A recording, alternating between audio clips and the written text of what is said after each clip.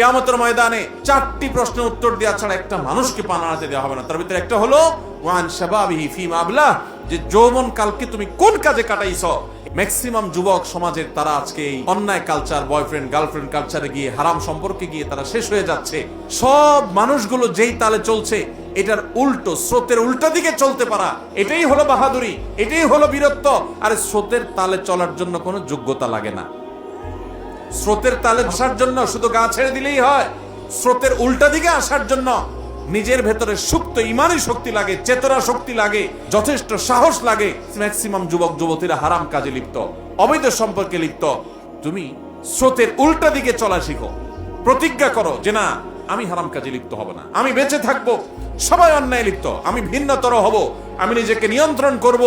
বেশিরভাগ যুবকরা এখন অন্যায়ের সাথে গা বাসায়, তাই না?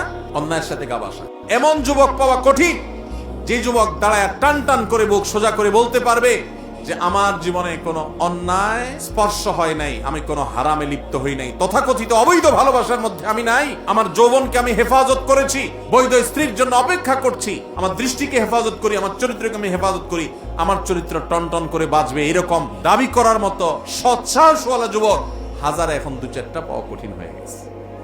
সোনার হরিণ হয়ে গেছে